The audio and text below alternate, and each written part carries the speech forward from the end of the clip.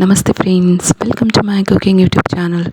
ಇವತ್ತಿನ ವಿಡಿಯೋದಲ್ಲಿ ಸಿಂಪಲ್ಲಾಗಿ ಮಾಡುವಂತಹ ಕೊತ್ತಂಬರಿ ಸೊಪ್ಪಿನ ರೈಸನ್ನು ತೋರಿಸ್ಕೊಡ್ತಾ ಇದ್ದೀನಿ.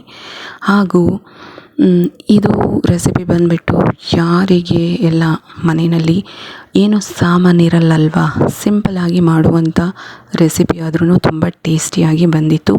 ನನ್ನ ಮಗ ಮತ್ತು ನಾನು ತುಂಬ ಚೆನ್ನಾಗಿ ಊಟ ಮಾಡಿದ್ವಿ.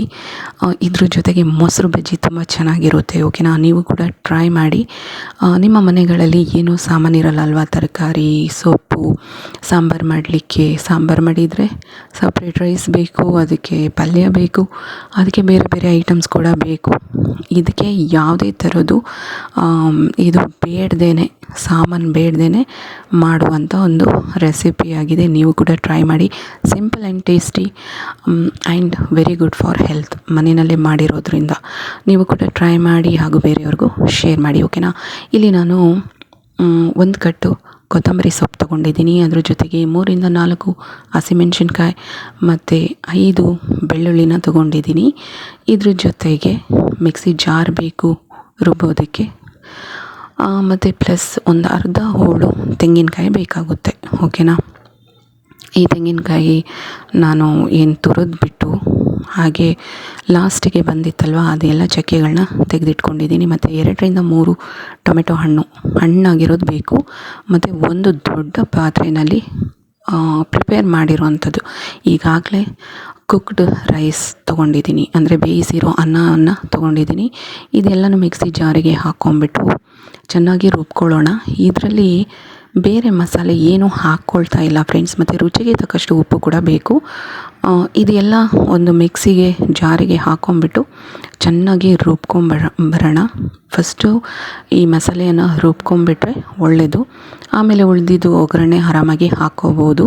ಇಲ್ಲಿ ಟೊಮೆಟೊ ಹಣ್ಣು ಏನಕ್ಕೆ ತೊಗೊಂಡಿದ್ದೀನಿ ಅಂದರೆ, ಈ ಒಂದು ರೆಸಿಪಿಗೆ ನೀವು ಪುದೀನ ಯೂಸ್ ಮಾಡ್ತೀರಾ ಆದರೆ ಟೊಮೆಟೊ ಹಣ್ಣು ಬೇಕಾಗಲ್ಲ, ಅದು ತುಂಬ ಚೆನ್ನಾಗಿ ಬರುತ್ತೆ. ಹಾಗೆಯೇ ಪುದೀನ ರೈಸ್ ಮಾಡಬೇಕು ಅಂದರೆ. ಆದರೆ ಕೊತ್ತಂಬರಿ ಸೊಪ್ಪಿನ ರೈಸ್ ಮಾಡಬೇಕು ಅಂದರೆ ಇಲ್ಲಿ ಟೊಮೆಟೊ ಹಣ್ಣು ಆ್ಯಡ್ ಮಾಡಲೇಬೇಕು. ಅದರದ್ದು ಒಂದು ಡಿಫ್ರೆಂಟ್ ಟೈಪ್ ಆಫ್ ಟೇಸ್ಟ್ ಬರುತ್ತೆ ಈ ಒಂದು ರೈಸ್ಗೆ. ಓಕೆನಾ, ಇವಾಗ ಮಸಾಲೆ ರುಬ್ಬಿ ರೆಡಿ ಆಯಿತು. ಇವಾಗ ಬಾಣಲಿ ಇಟ್ಕೊಂಡಿದ್ದೀನಿ. ಒಂದು ಪಾತ್ರೆ ದೊಡ್ಡದು ತಳದ್ದು ಬೇಕು. ನೀವು ಚಿಕ್ಕ ಒಂದು ಪಾತ್ರೆಯಲ್ಲಿ ಮಾಡ್ತೀನಿ ಅಂದರೆ ಆಗೋದಿಲ್ಲ, ಯಾಕೆಂದರೆ ಇಲ್ಲಿ ಟೊಮೆಟೊ ಹಣ್ಣು ಚೆನ್ನಾಗಿ ಫ್ರೈ ಆಗಬೇಕು. ಟೊಮೆಟೊ ಹಣ್ಣು ಚೆನ್ನಾಗಿ ಫ್ರೈ ಆಗಲಿಲ್ಲ, ನೀರು ಬಿಟ್ಕೊಳ್ಳಲಿಲ್ಲ ಅಂದರೆ ಅದ್ರ ಟೇಸ್ಟ್ ಬರಲ್ಲ ಈ ಒಂದು ಕೊತ್ತಂಬರಿ ಸೊಪ್ಪಿನ ರೈಸ್ಗೆ. ಓಕೆನಾ, ಸೊ ಇಲ್ಲಿ ತುಪ್ಪ ಮತ್ತು ಸ್ವಲ್ಪ ಎಣ್ಣೆ ಮಿಶ್ರಿತ ಇದನ್ನು ಹಾಕ್ಕೋತಾ ಇದ್ದೀನಿ ಒಂದು ಪಾತ್ರೆಗೆ. ಇದು ಗ್ಯಾಸ್ ಮೇಲೆ ಇಟ್ಟಿದ್ದಾಯಿತು.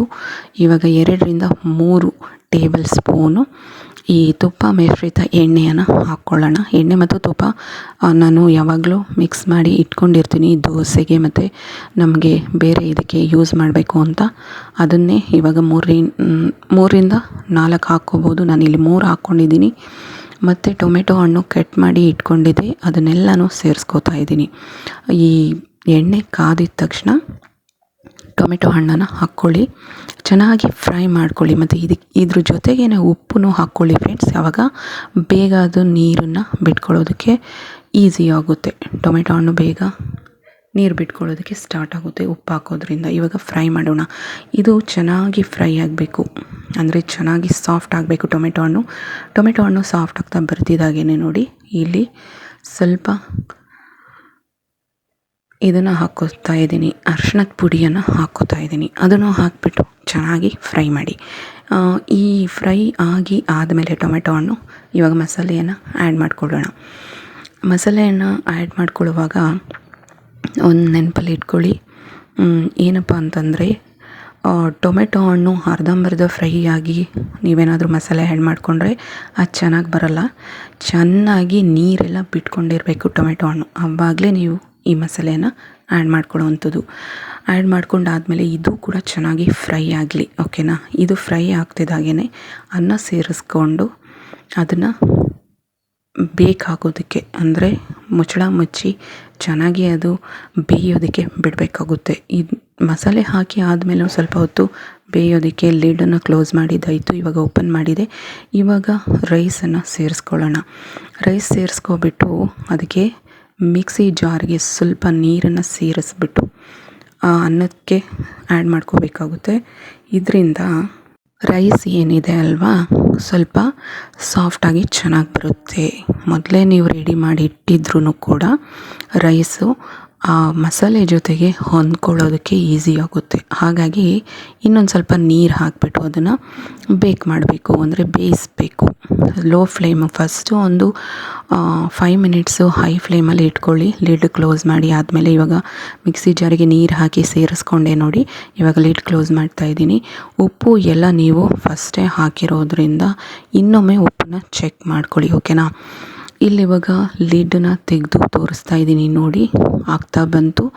5 ಮಿನಿಟ್ಸು ಲಿಡ್ಡನ್ನು ಕ್ಲೋಸ್ ಮಾಡಿಬಿಟ್ಟು ಹೈ ಫ್ಲೇಮಲ್ಲಿ ಇಟ್ಬಿಟ್ಟು ಮತ್ತೆ ಒಂದು 5 ಮಿನಿಟ್ಸು ಫುಲ್ಲು ಲೋ ಫ್ಲೇಮಲ್ಲಿ ಇಡಬೇಕಾಗುತ್ತೆ.